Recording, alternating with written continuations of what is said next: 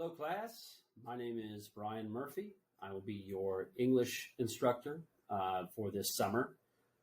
This is an online class in a summer semester, which means it's going to be a little crazy, both for you and for me. But I thank you all for being here.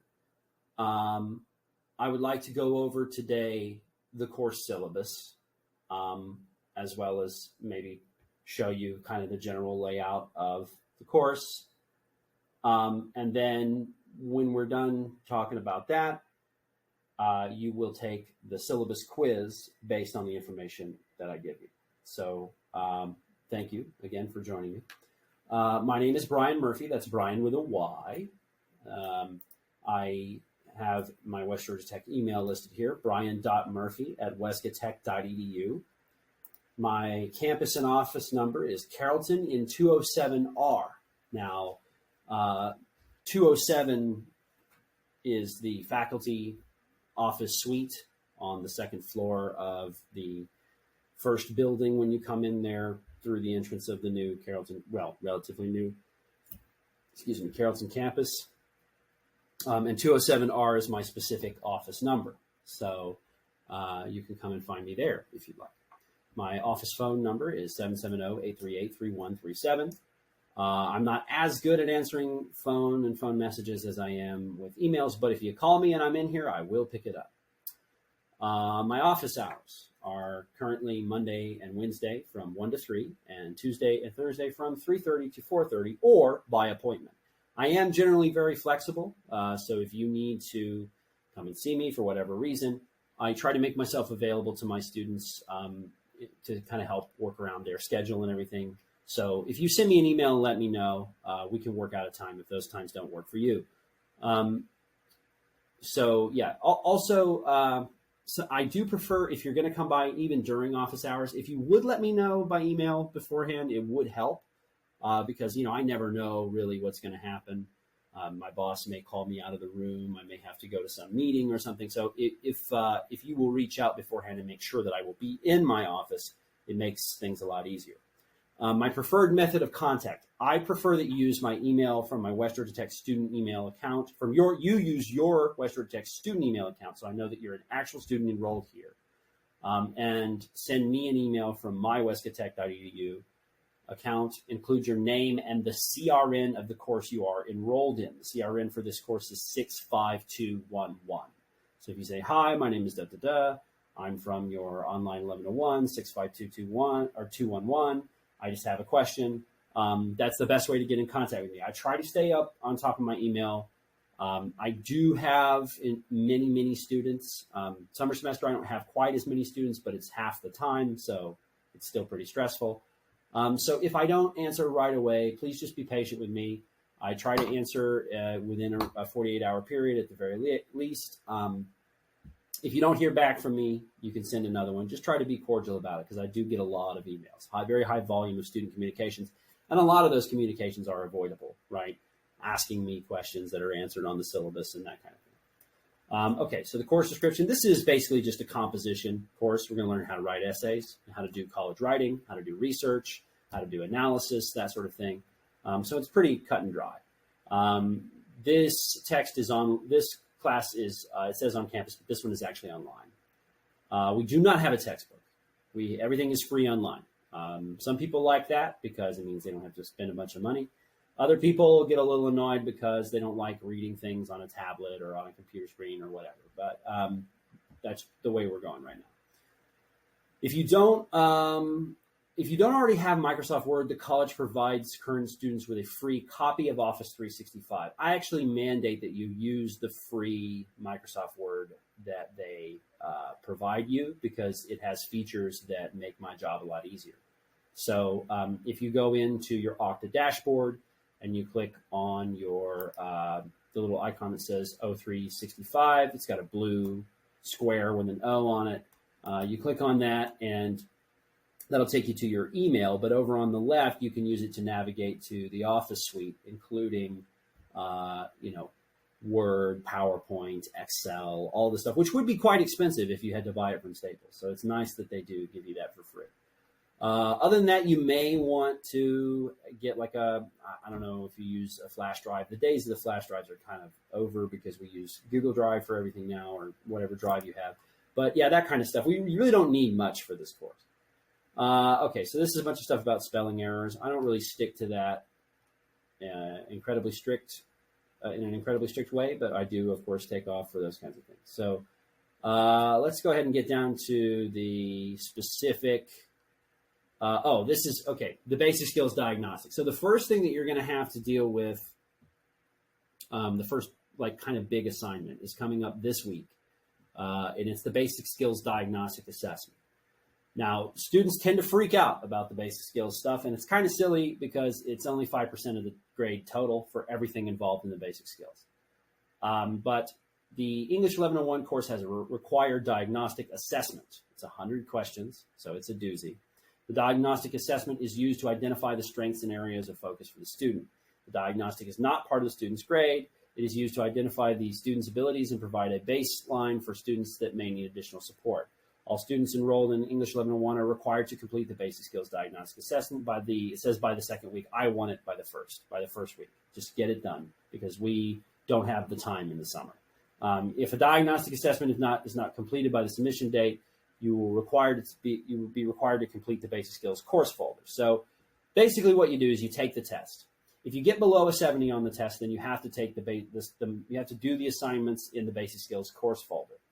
If you get a 70, you can just say, hey, I'm happy with that and keep it. It says it doesn't factor into your grade. It doesn't directly, but whatever the score is for the diagnostic, we put it into the basic skills mastery column, which you can then do other assignments to try to bring that up or whatever.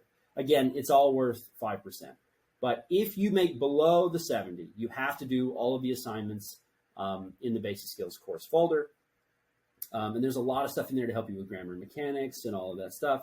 You have the entire semester to do it. I don't have due dates on any of that stuff. If you complete all the basic skills mastery stuff, you'll get 5%. It's 5% of the student's course average. So we take if you get a 70 on the assessment, we put that into the mastery column. Okay, so now you're getting 70% of the 5%, if that makes sense.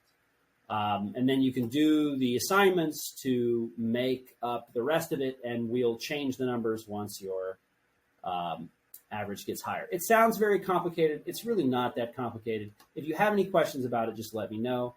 I say you're required to take the assignments. I cannot force you to take them. Like, it's not like if you don't do the basic skills mastery folder and you get below a 70, then you don't graduate, you don't pass the class. It's not like that, but you probably should do it because if you make below the 70, then it's clear you need a little extra help. So get that done within the first week. Don't sweat it too much. It's not worth that much. You can sort of treat it like a way to pad your grade later if you want to do all the modules and get the full 100% in the column. But it usually only amounts to a couple of points. All right. That probably wasn't very clear. If you have questions about that, you can email me. The instructor-specific syllabus policy. So these are my policies. These are policies that I have written. Now, you're going to notice, like, wow, this is like 10 pages of legalese. This is because most of these policies, I've had a student that required me to make a policy. Something happened involving a student or students or a class generally, and I'm like, you know what? We're going to make a policy and address that. So if it seems like it's a lot, it's because things happen that you wouldn't necessarily anticipate. So the first one is plagiarism and academic misconduct. I am zero tolerance for cheating and academic misconduct generally. I'm also, just as a personal note, one of my biggest pet peeves is I don't like it when people lie to me.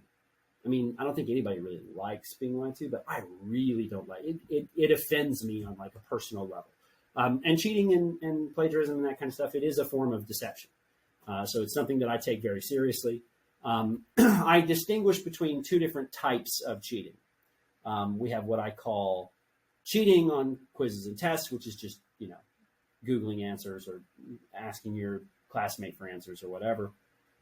Then we have like what I call classical plagiarism. So I guess there are three types. Classical plagiarism is like you go on some website and you take a bunch of stuff and you put it in your essay and you didn't really write it and you don't tell me where it's from. and that'll get you a 0 on whatever assignment you both cheating on a test or whatever, copying things, plagiarizing in the classical sense, getting someone else to write your essay, all of that stuff that falls under that like old school plagiarism stuff, you're going to get a 0 on whatever assignment that is. And if you get a 0 on one of the major essays, the major writing assignments, that's 20% of your grade. Most people, if they get a 0 on the essay, the vast majority of people cannot pass the class. Now, there's another type of cheating, and this is what's known as generative AI. Generative AI has been the biggest nightmare in the world for English teachers, because our job now is so much harder than it used to be. Because in addition to keeping up with, making sure you get the help you need to make your writing better and critical thinking and all that sort of stuff, and keeping up with classical plagiarism and making sure that you don't bend the rules and that you do things correctly, we now have to make sure that you actually wrote the assignment and it wasn't just written by a robot in 5 seconds.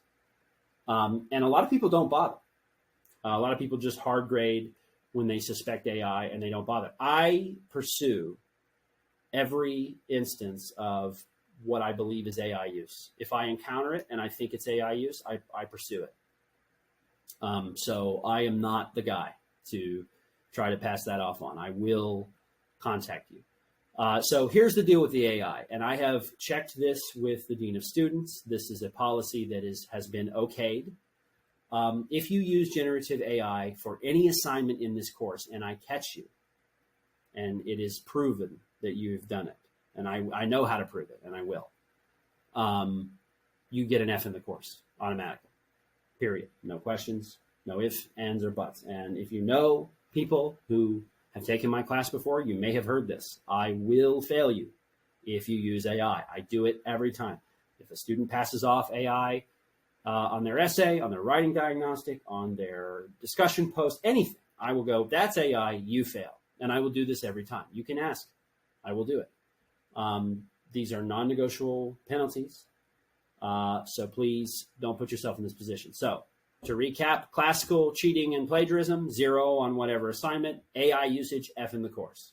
Okay, that's the short and narrow of all that. So here is the more like detailed AI policy. All this says, it tells you that you're going to get an F in the course, but it also says that it also tells you how I detect it. So I use AI detection, student writing samples, and follow-up questions, and other corroborating methods to determine whether or not AI was used. And usually it's provable if it's been used. You can show that it has been used. So if you get an email from me and the email says, hey, I think you used AI, it is in your best interest to cooperate with me, especially if you did not. But also even if you did, because again, I am much more lenient if you are truthful with me. I'm just going to go ahead and tell you that. If you did it and you say, you're right, I did it, I'm not going to say that I'll suspend the policy, but I won't pursue code of conduct, and I won't be, really strict about it. But if you double down and stuff, that generally means that you don't understand the severity of the situation. And I tend to be pretty harsh. So also I reserve the right, if I get an instance where and of course this is going to be tough with an online class, but I reserve the right to do like proctoring and stuff if I have to. If I have to, like, all right, we're not going to do an essay anymore. We're going to do a final exam, and it's going to be proctored, and you're going to have to come on campus or use Respondus.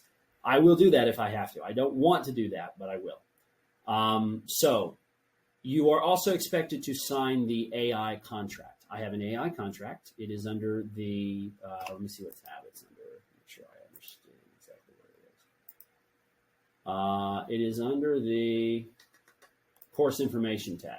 If you click on the course information tab, the AI, artificial intelligence AI contract is in there, as are the slides over generative AI that I go over in another lecture. So you are expected to sign that contract. Now, in the case of the online class, you will sign it by completing the AI contract quiz, which is just below the contract. And it just says, do you agree to the contract? You say yes, and then you get 100 in your learning activities. It is due for a grade, so please do it. It will give you a little bit of cushion if you just say yes. You are required to sign that. If you don't sign it, you still sign it by virtue of being in the class, right? By virtue of being in this class, you are agreeing to this policy. I would prefer a signature, in the digital form. But even if I don't get it, I'm going to assume that if you remain in this class, then you agree to the contract policy. I will go over that contract in either at the end of this video or another one. I haven't decided right this second, but I will go over it for you so you'll be able to understand. Preferred communications. So my preferred communication method is my email, brian.murphy@westcatech.edu. Please do not use Blackboard messaging or anything like that. There's a lot of compatibility problems. Also, if you send me an email, I have my Outlook set up to do push notifications on my phone. So I get notifications whenever a student sends me an email. Makes it real easy. Right? If I get a little buzz in my pocket that says, hey, your student wants to talk to you, it makes it real easy. So use that email. When you use the email, please be nice. Use formalities. Don't call me Brian. I've had a lot of people. I had one student in particular that called me Brian all the time. I'm like, it's not that I'm not approachable and that I don't have a casual persona. And if you see me out after taking my class in the future and you want to say, hey, Brian, how are you? That's fine. But while you are my student in this class, I would prefer that we stick to the formalities because it's part of composition. It's part of what I'm supposed to teach you, formal tone and cordiality and all that stuff. So say, have an intro. Hello, Professor Murphy. How are you? I just have a couple of questions. Ask the questions, sign off, and be respectful. If you send me an email at 3 a.m. that says, hey, Brian, I can't find the assignment. You want to do your job and go get, you may not even get a response from me if you do that. Just letting you know. The Dropbox policy. So I don't accept paper essays. I don't accept essays by email. I don't accept essays by carrier pigeon. I only accept essays that go through the Dropbox that is in Blackboard. If you cannot get your essay in the Dropbox because of technical problems, then you can send me an email with it attached to show me that it's completed, but it doesn't get graded unless it's in the Dropbox. This is because of the plagiarism checker and other features that are embedded in the Dropbox, so I got to have it. Please make sure that you put it in the Dropbox. File conversion glitches. So sometimes, and this happens a lot when you use, if you use Google Docs and you save an essay, it'll mess things up in it because you're converting it from one program to another, things like that. I don't know why these things happen. I'm not a software guy, but it does happen. So you need to check and make sure that you're not getting a bunch of glitches and stuff if you convert a file. This shouldn't be a problem because I want everyone to use the Microsoft Word that we give you. And then it'll just be saving it as a Word file from Word and then submitting it as a Word file. And I would like you to submit as a Word file. I do not want you to submit as a PDF. If you submit as a PDF, I'm going to ask you to give me a Word file until, and you will get a 0 until that's done. Because PDFs don't have all of the information that Word files have. I need the Word file. So if you give me a PDF, you're going to get a 0 until you upload a Word file. Technological writing enhancement policy. Okay, this is very important. Because Grammarly and similar programs, especially the premium versions, use artificial intelligence to enhance writing, students should be aware that reliance on these programs may result in a false positive for AI detection. In addition, such programs can unfairly enhance the overall quality of student writing. Because of this, use of writing enhancement software of any kind is prohibited in this class. Disable Grammarly. Turn it off. Because your instructor may be unable to tell the difference between the use of writing enhancement programs and generative AI, the use of Grammarly or similar writing enhancement programs will result in the same penalty as the generative AI penalty, which is an automatic F in the course. The reason that at first I wasn't that annoyed with Grammarly. I was like, it's kind of unfair, but it's not a huge deal. But then I noticed that whenever I had instances of AI usage, students would go, I use Grammarly, because they knew that this could happen. And it was clear that even though they had actually, because they couldn't answer any other questions about their essay, right? So they obviously used AI, but they were using Grammarly as like a blanket, like umbrella excuse. So I banned it. No more Grammarly. If you use Grammarly and you get a false positive, telling me that you use Grammarly is not going to waive the penalty because you are using AI. It's the same cut of the same cloth. The feedback policy. I do not do feedback like on the eve of the essay. You send it to me on a Friday at 3 p.m. and ask me for feedback before you hand it in on a Sunday. No. If you want feedback, you got to come to me like a week in advance. I prefer that you come by my office and just talk to me in person, but obviously with an online class, that's a little tough. But what I would like you to do at the very least is give it to me a week in advance. And the feedback that you will get is not going to be me going through the fine-tooth comb and correcting everything. It's going to be general feedback. So, hey, I noticed you have a lot of comma splices, or hey, I noticed that your header's off, or you don't have a title, or your works cited page is incorrect. I will give you general feedback for you to make improvements, but you're still going to have to take that information and apply it yourself.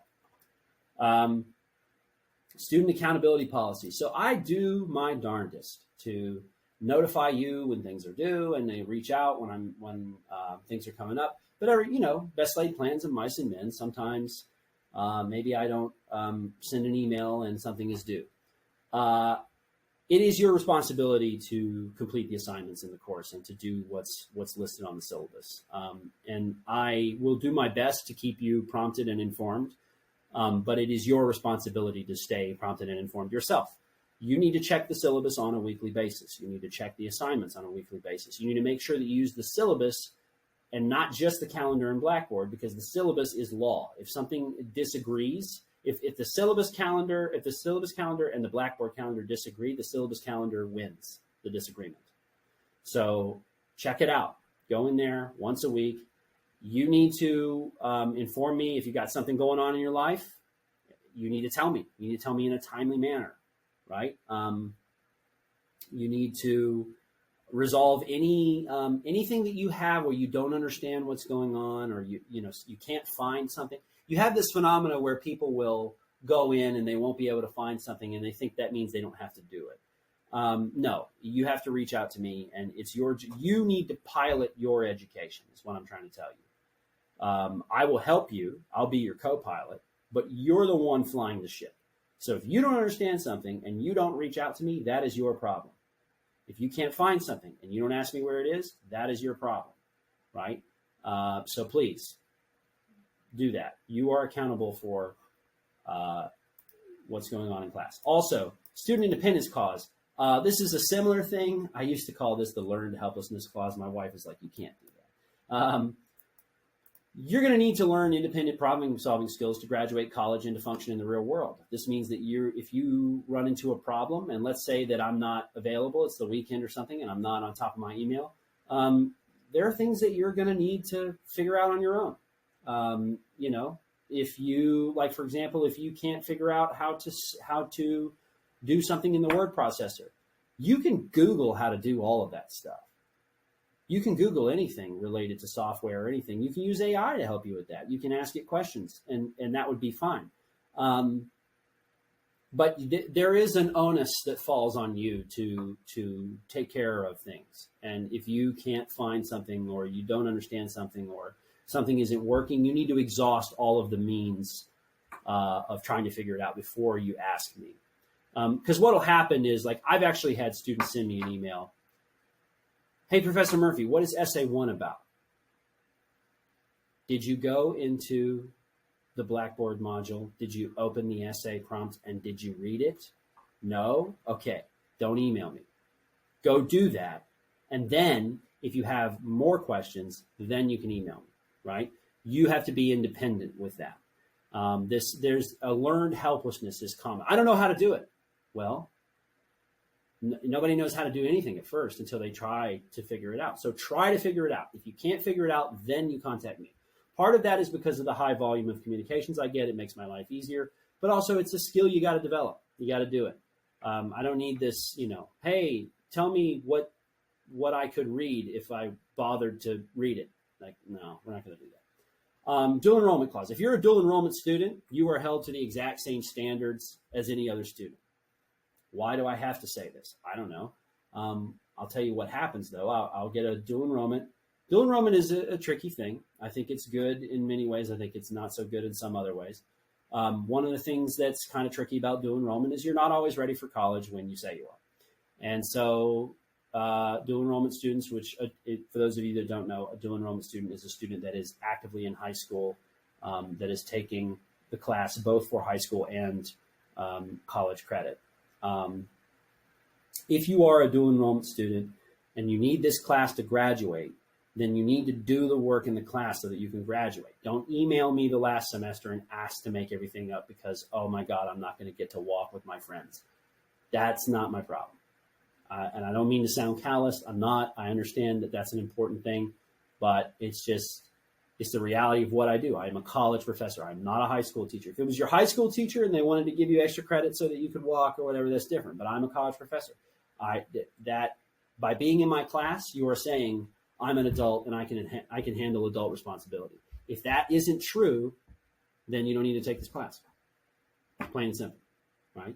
So you're not going to be treated any differently. If you have extracurricular stuff, and this probably isn't an issue because it's the summertime, but if you have extracurricular stuff going on, you need to communicate with me, and there's a limit to how many absences and like late extensions I'll give for extracurriculars. You need to be in good standing, and you need to be kind of limiting those things. Competitive selection notice. So if you are a competitive selection major, meaning if you are one of these people that's doing radiation technology or nursing or something like that, you have to get a high average in order to get into those programs. So I will have students say, I'm nursing, I'm competitive selection, I have to get an A. Okay. So get an A. Well, what can I do to get an A? You can do the work on the syllabus well enough to get an A.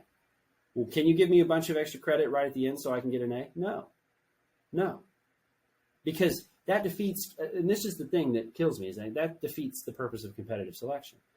If you are unable to meet the requirements of the course, and then I give you a bunch of extra stuff so that you can get an A, somebody who did meet the requirements the same level or better than you is then beat out, right? That's not fair. That's not why those standards are in place.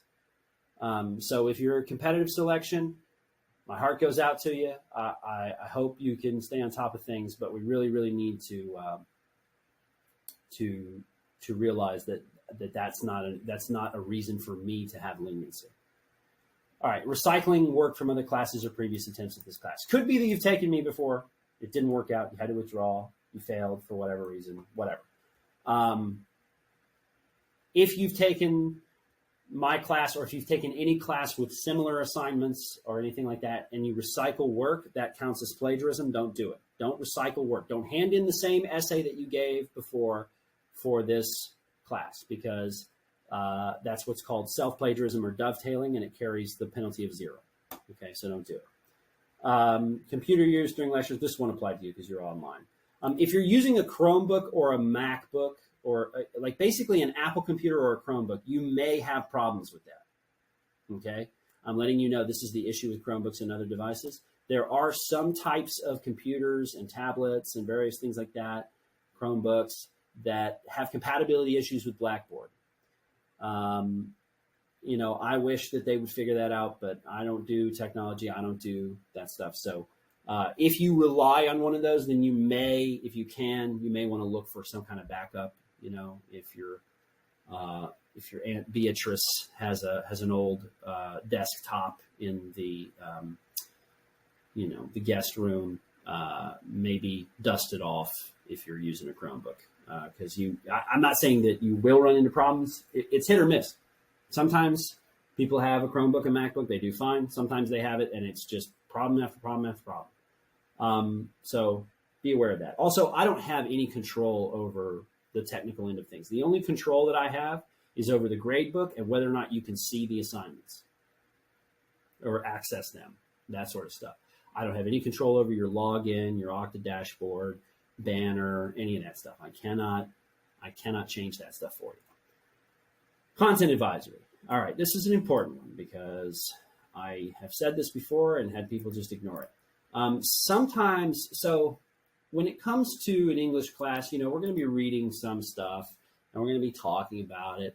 And it's going to be maybe a little controversial, or maybe there'll be some violence, or maybe there'll be some offensive topics, or maybe it's just something that you're not into and you just don't feel right about it. I welcome your opinions in discussion boards. If you want to send me an email and say, hey, this book sucks or whatever, I welcome your opinions, but those opinions will never be grounds for me to change the curriculum for you. So I've had people in the past be like, I don't want to read this. I want to read something else. Can you give me something else so that I can do my assignments? The answer is no. It's on the syllabus what I'm going to teach. You can investigate it for yourself. But also, you're an adult, you're in a college class, you need to be able to handle adult material. And that means sometimes dealing with stuff you don't like. It means sometimes dealing with ideas you don't like, things that challenge you or make your own perceptions feel threatened or make you insecure in what you think you believe. Those kinds of things, that's just part of the process. It's what we do here at college. And believe it or not, you may actually not know as much as you think you do. So just be aware.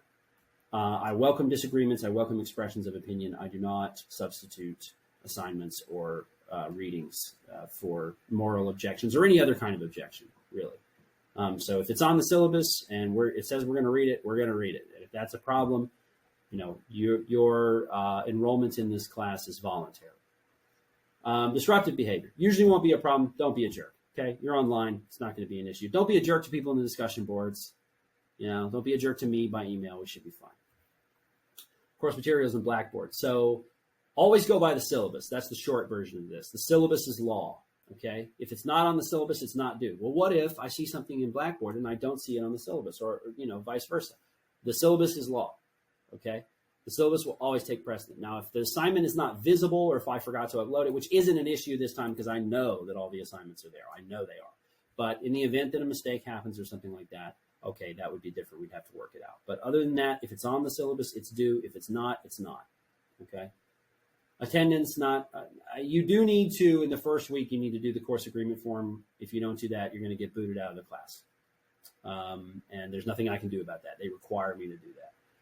All right, my late work policy. You see, this is a giant paragraph. I won't go too far into it.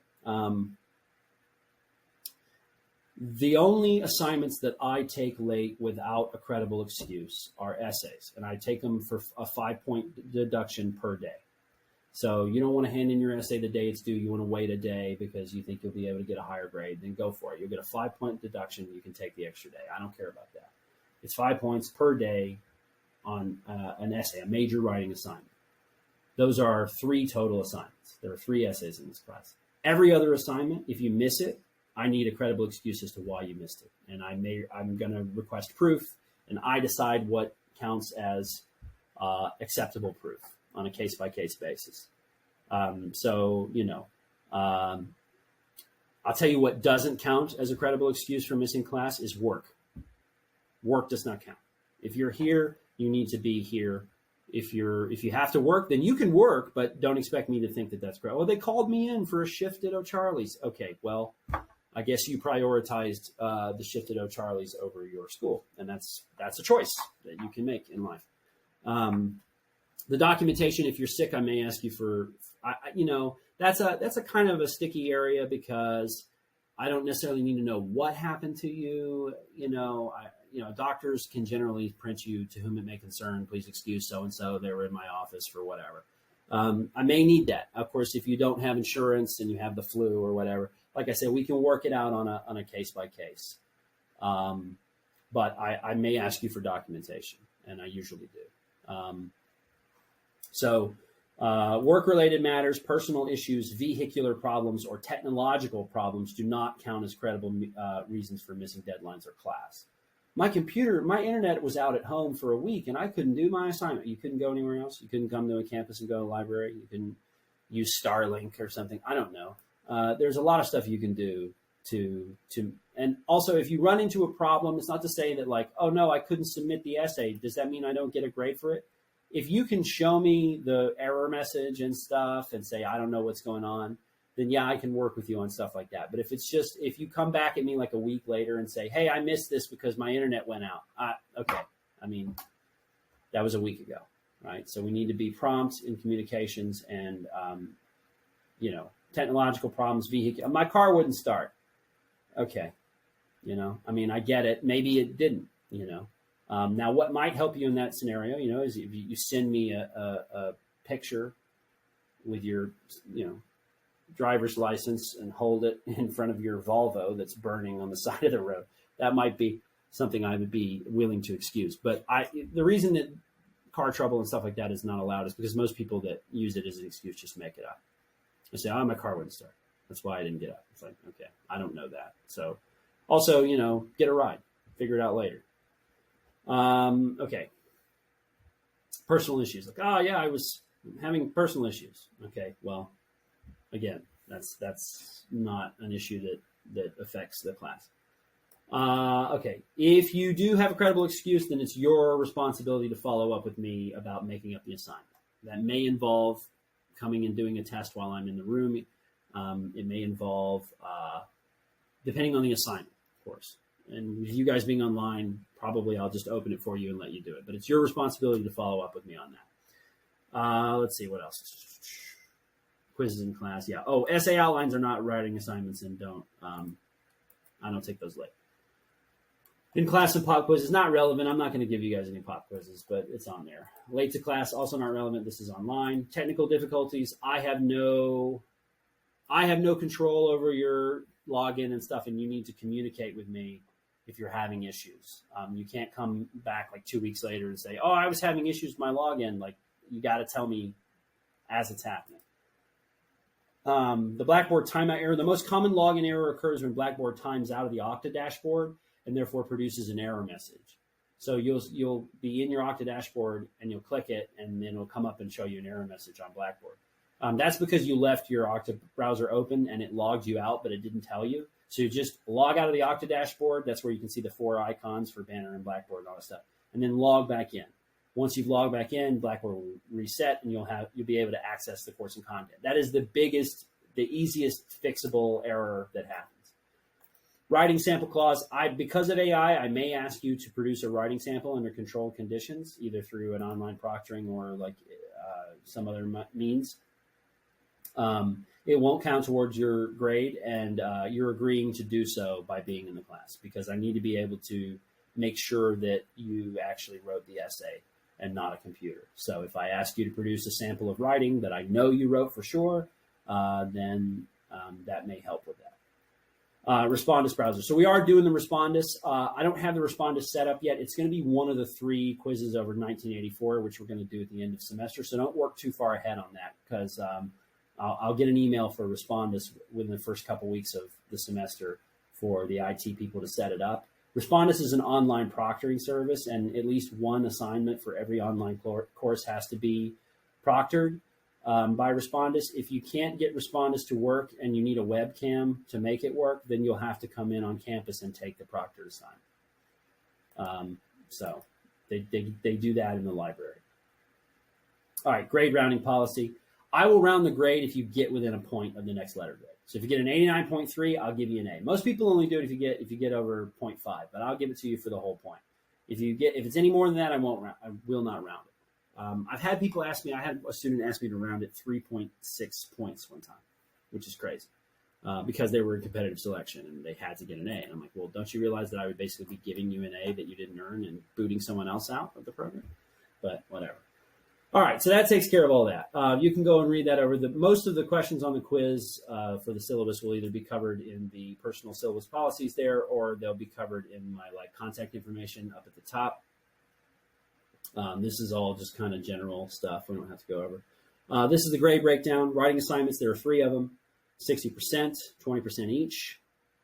Learning activities, that's going to be discussion boards, quizzes, reading quizzes, that kind of thing is 15%. Test and pre-writing, that's going to be the rhetorical strategies test and the outlines that we do for the essays.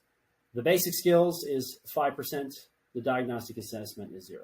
Okay, so but we will take whatever you get on the diagnostic assessment and factor it into the basic skills category, but it itself doesn't count when you take it. Okay, withdrawal. You can withdraw before the withdrawal deadline. If you wait till after the deadline, you'll get a WF, which is the same as failing. So I did put that deadline on the syllabus, so you will know it, but you may want to withdraw. Now, you may not be able to, because some people it'll mess up their financial aid. All right, academic integrity. Don't cheat. Don't use AI. All right. That should take care. Here's the student code of conduct if you want to read it. All right, cool. So here's the course schedule. This is what we're going to do. Now, I'm going to go ahead and reiterate. Ladies and gentlemen, this is summer semester. Summer semester is the taking of a 16-week class and compressing it to 8 weeks. Now, does that mean we cut a bunch of assignments? No, because then people would just take classes in the summer because it would be less work. No, it's the same amount of work for a 16-week semester in 8. Now, what does that mean? That means you're going to be, from the time we start, it's going to be boots on the ground, running. And things are going to be due like that. You're going to have things due the first week. You're going to have things due the second week, third week. Every week there will be things due, and there will be no slowing down. Your first essay is due in 2.5 weeks. Okay? Now, if I could make it any different, I would, but I can't. That's just the reality of the class. So you're going to have to stay on top of this stuff. It's going to seem like a lot, but when you have that thought, like this seems like a lot, remember, full-time for summer semester is half of what it normally is for this reason. And also, I warned you, right? I'm telling you right now, we're going to do a lot of stuff. So I have my lectures recorded. They are in, and I tell you the location of everything here. I have it divided in 3 modules with the assignments and stuff in them. The first module is the basics of composition. Then comes the one on argumentation, persuasion, and exemplification. Then comes the one on critical analysis, where we're actually going to read a book. So you're going to be watching my lecture videos. I think that's one of the things that helps my class as an online class, because it gives me a presence. You know who I am. You hear the content from my mouth, not some YouTube video, right? And I think it really helps people stay on pace. It helps them stay focused. So I went in there and I made those videos. Now, a lot of the videos are old. They were recorded a while ago. I'm going to try to redo my videos, but I've got a lot of stuff going on. So if you hear me say something like, if I say it's the 3rd essay and it's only the 2nd, or if I say the wrong date or something by mistake, it's because the video is like several years old and I probably changed it since then. But most of the content will still be the same.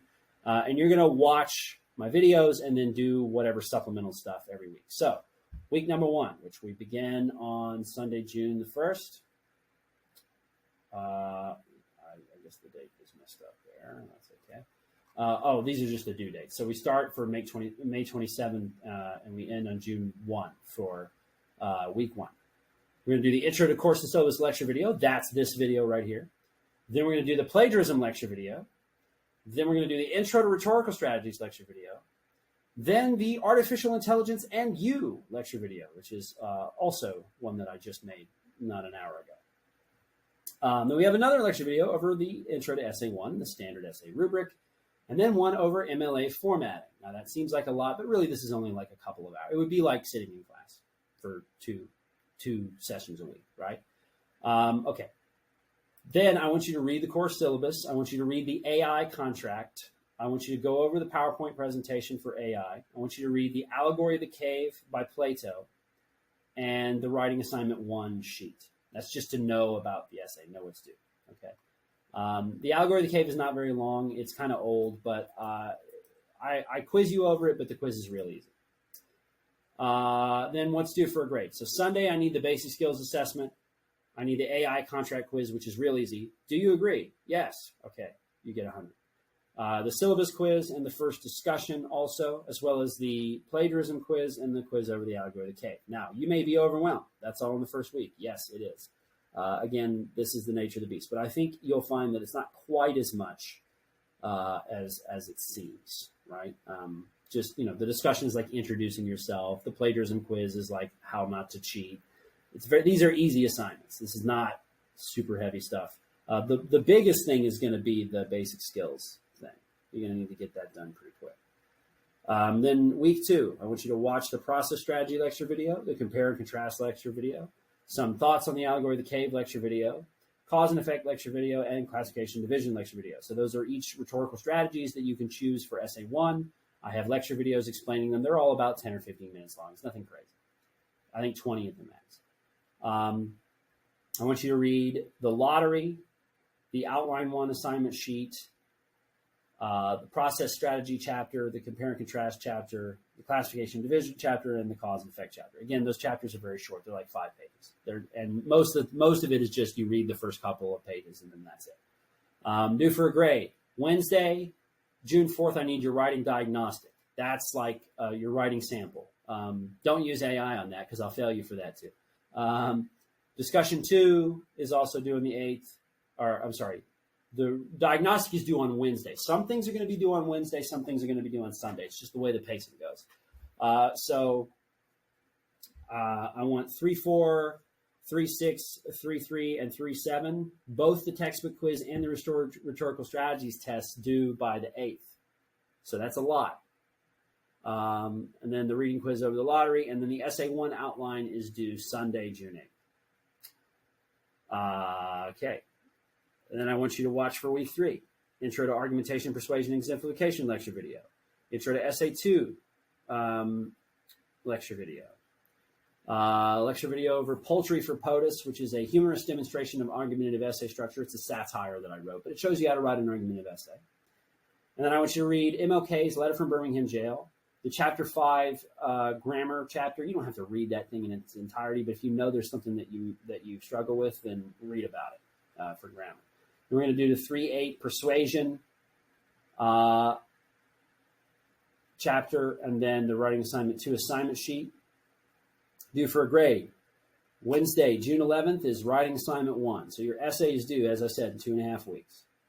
So it's a lot of stuff, folks. I would say I'm sorry, but this is what you signed up for. Then we have discussion 3. Then the grammar quizzes. There are 4 of those. You get 3 attempts on them. They're real easy.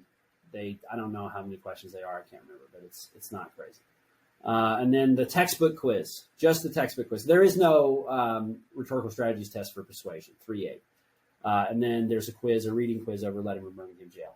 Reading quizzes are never over 10 questions. Most of the time they're 5. So easy little short quiz. And I don't ask you any, over the readings that we do, I don't ask you any gotcha questions or any interpretive questions.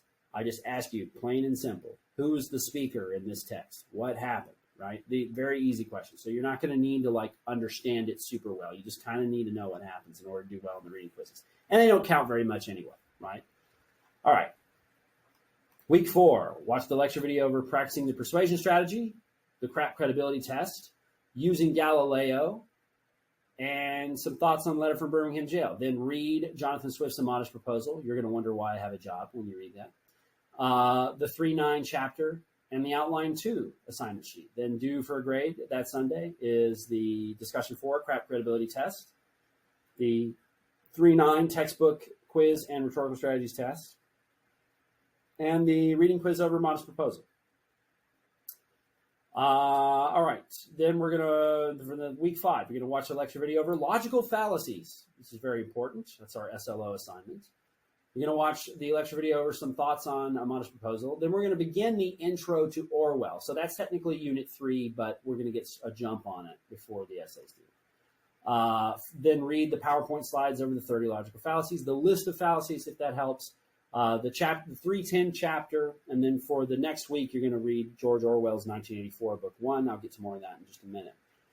Due for a grade, Wednesday, June 25th is Outline 2 for your second essay, which is a research-based argumentative essay, okay? So that's a little bit harder. That's why there's less assignments here, because the actual essay is more effort. And then discussion 5, reflections on argumentation strategy. And then we want the 310 lecture notes and rhetorical strategies test on the June 29th. The logical fallacies test on June 29th, and writing assignment 2, also due on June 29th. Week 6, Monday, June 30th is the last day to withdraw with a W. Some of you are thinking with the workload, you might withdraw now, which you can. But again, it's not going to be, I actually cut the number of assignments from this class, if that makes you feel any better. Probably it doesn't. I cut it actually pretty extensively. Okay. So, watch the lecture video over 1984, Part 1, Intro to Essay 3. 1984 is a book written by a guy named George Orwell. It's a piece of dystopian fiction. It's very famous. If you've ever heard the term Big Brother is watching you, that comes from 1984, and it comes from George Orwell. I'm a big Orwell guy. I think he was a very insightful fellow, and he had a lot of interesting things to say, especially that are pertinent today with the rise of technology and surveillance and all of the stuff we have going on. So I do want you to realize that the last couple of weeks of this class, you will be reading a novel. I have either a PDF or a audiobook. You can choose to listen to either or do both if you want. You can read the PDF and listen to the audiobook, whatever. And then we're going to write an essay about the novel. This is to prepare you somewhat for 1102, which is a literature-based class. Some people don't need 1102 because of their track and their major, but a lot of people do, and I think it's kind of unfair to push you out of 1101 with no experience actually writing about literature. So we do read the novel and then write about the novel. That's basically the whole third unit is dedicated to that novel. Whoops, sorry about it. I don't even know if you could, okay, see what I just did there. I don't know. All right, so, all right, read part 1 of 1984 in the Essay 3 assignment sheet, then do Sunday, July 6th is discussion 6, create your own dystopia, and then reading quiz part 1. So you do have less work in terms of like assignments, but you're reading a novel. So there's a trade-off. I've thought about it. Week 7 is watch the lecture video over 1984 part 2 and read 1984 part 2 in the outline assignment sheet. And then on July 13th, I want discussion 7, connecting 1984 in today's world. And then the reading quiz over 1984 part 2. And then week 8, which is the last week, lecture video 3 over the part 3 of 1984. Then the lecture video over 1984 today's world. That's where I go through and kind of make connections based on the novel and the real world, which the third essay I'm going to be asking you, was he right in his predictions of the future or wrong based on what you see in the world around you? So this will help you with that if you're clueless. And then you're going to read 1984.3, finish the novel. Due for a grade. Wednesday, July 6th is outline 3. Also, reading quiz part 3 on July 16th. I said 6th, didn't I? 16th. I want the outline and the third reading quiz. Then the discussion 8, open evaluation, is due on the 20th, as is the third essay. It's writing assignment. The final discussion board is like, how did you like the class? It's a real throwaway assignment. July 20th is a Sunday.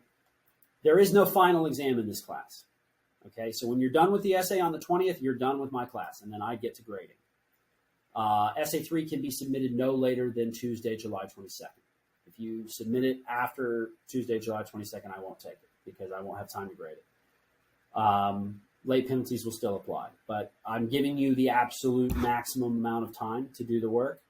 So basically, I need you to hand it in before that deadline.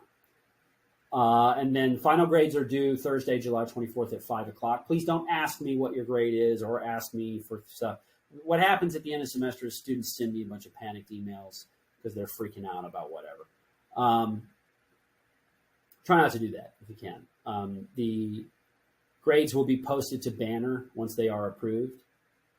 You will get kicked out of Blackboard eventually, and you won't be able to see what's going on. So a lot of people panic when that happens, but you'll know your grade. And if you want to contest it, there are avenues for you to do that.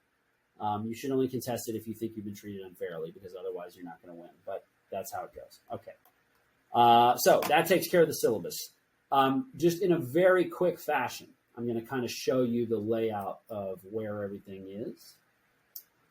All right, so when you come in, you can't see the faculty resources thing, but when you come in here, here's some resources for you that help, the IT help desk, the tutoring services, Upswing, WebEx, all that stuff. So you can check that out if you want. But you're going to start here with the course information. What you need to do is read the syllabus. Read it, check it, read it, check it every week. Do the course agreement quiz. This is going to open up the assignments for you. Do the course agreement quiz, refresh it. It'll open up the rest of the assignments for you. You won't be able to see it till you do that. The syllabus quiz is the one quiz that I stuck in here also. So please do it on the 6th when it's due.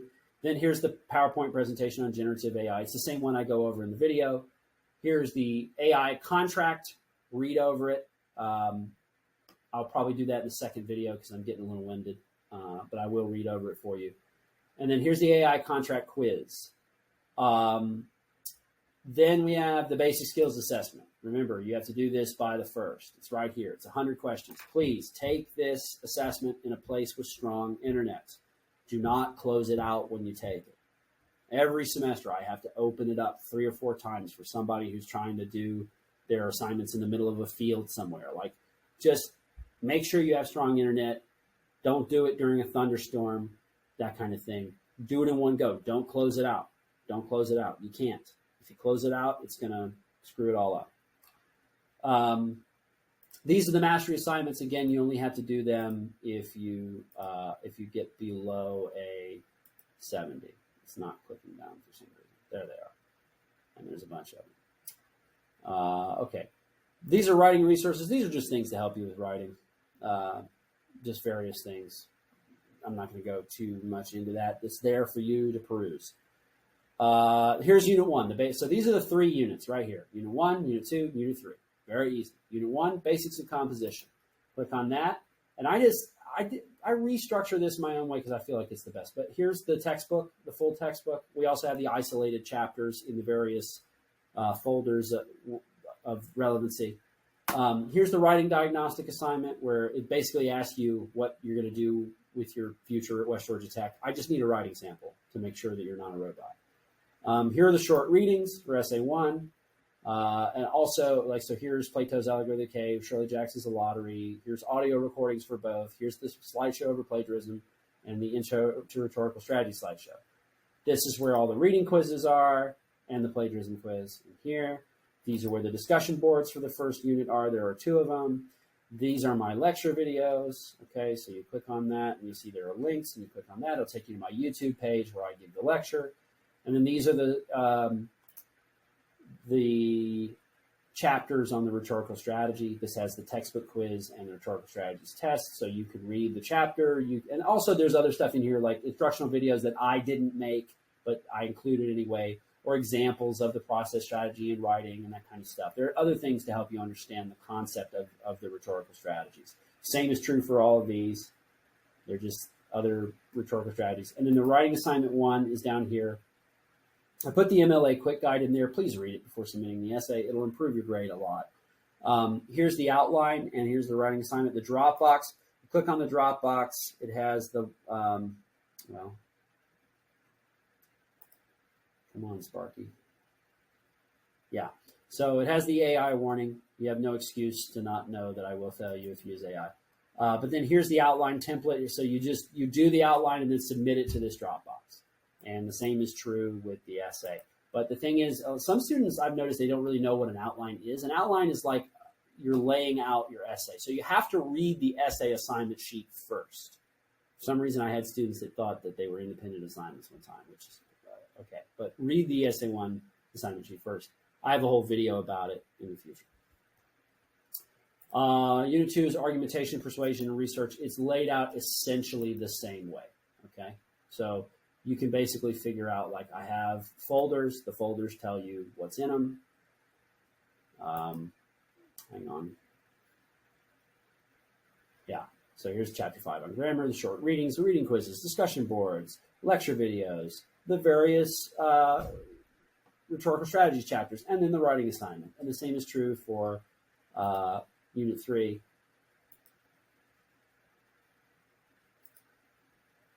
Come on, Sparky. Yeah, reading for Unit 3, and this will have the novel, PDF form, audiobook, and the slideshows, the quizzes, the discussions, the lecture videos, and the writing assignment. You can't see all this other stuff down here. It's hidden from you. So that's how I have the class plotted out. The assignments are in one of the 3 modules, plus the where you start up here where it says start here. There's 2 things in here. There's the basic skills stuff, and then every other thing is going to be in one of those 3 modules. And we move through the modules as the semester progresses. So that's basically it. And it's going to be a crazy time, guys. It's because it's the summer. I'm here to help. I want you to think of me not just as some name on a screen, but as an actual human being. That's why I make videos for you so that you can see, here I am alive. So you can send me an email. You can reach out by phone. I'm generally a pretty easygoing guy. I really am. I don't like AI, and I don't like being deceived. And I don't like when students are extremely rude and incordial. If you are not those things, then my energy will reflect yours. If you're cool, I'm cool. If you're chill, I'm chill. That's the way it goes. That doesn't mean that things are going to be easy and I'm going to be laxed and the penalties don't apply and all that stuff. They absolutely do because they have to. But I'm not I am sympathetic to my students. I want you to succeed. Obviously, everyone cannot succeed because that's not how it works. But I want to help you succeed in whatever way I can. So feel like you can approach me. Feel like you can reach out. If you're getting frustrated, let me know. If you need extra help, let me know. If you want to come by my office. Also, if you want to do like a web conference, we can set that up too. Phone call, those kinds of things. There's all sorts of stuff we can do. I do think you will enjoy the class. At least I hope you do. Most people do. I try to include a lot of critical intellectual content to make you think, to get your to give you the foundation for, what college work is really about. That's, some people say, well, I don't care about English. English is just, it's actually a really important class. It really is, because it teaches you how to college in part. And also it teaches you critical thinking and analysis and stuff that you really are going to use. Composition, how to express yourself. You are going to use these things for the rest of your life. And if you do them well, then you're going to use them well, which means that you'll have a lot more power and success, hopefully. So if you have any questions, let me know. I am here to answer them.